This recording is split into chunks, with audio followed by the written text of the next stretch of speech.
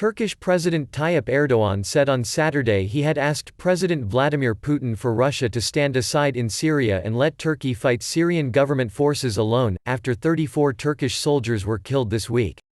But the Syrian government forces, backed by Russian air power, kept up air strikes in the northwestern province of Idlib, attacking the strategic city of Sarakeb, which sits on an important road, the Syrian Observatory War Monitor reported. The government forces' air strikes are part of a major assault to capture the province, part of the last remaining territory held by rebels backed by Turkey. Turkey, which has poured forces into Idlib, also hit back, killing 26 pro-Damascus troops around Idlib and the Aleppo countryside, the Syrian Observatory said, and Turkey-backed rebels said they had retaken 6 towns and villages in southern Idlib. With diplomacy sponsored by Ankara and Moscow to ease tensions in tatters, Turkey has come closer than ever to confrontation with Russia on the battlefield in Syria. Speaking in Istanbul, Erdogan said he had told Putin in a phone call to stand aside and let Turkey do what is necessary with the Syrian government. He said Turkey did not intend to leave Syria right now.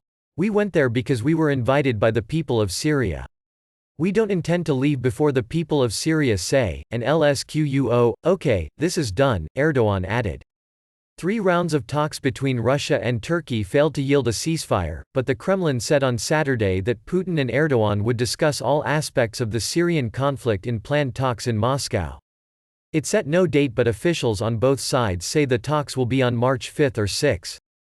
Turkish Foreign Minister Mevlut Cavusoglu told reporters in Doha the Idlib issue can be settled only when Erdogan and Putin meet.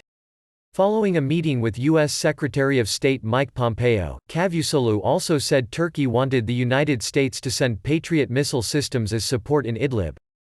Ankara has previously voiced the request, saying it faced air missile threats in the region.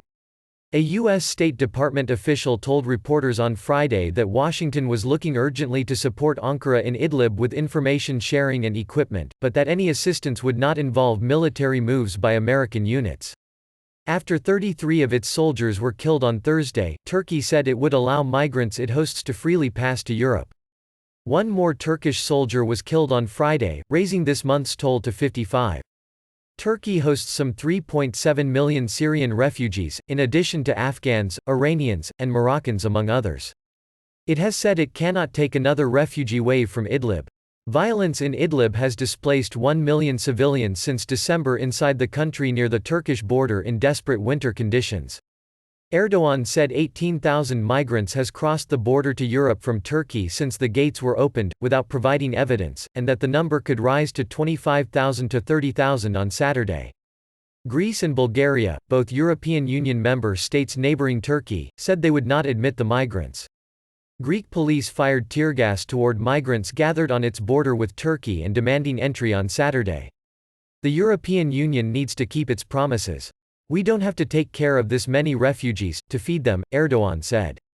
The EU said in a statement it was actively supporting Greece and Bulgaria in protecting the bloc's borders, but also expressed condolences with Turkey over the soldiers' deaths and said it was ready to step up humanitarian support. The head of the bloc's Executive European Commission, Ursula von der Leyen, said the EU was ready to involve its border agency Frontex to help control the land border.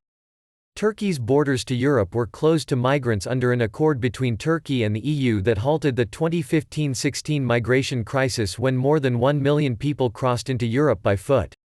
Bulgarian Prime Minister Boyko Borisov said he was planning to host a high-level meeting to seek long-lasting solutions for Syria and migrants, and that he would meet Erdogan on Monday. He said there was currently no migration pressure on the Balkan country's border with Turkey.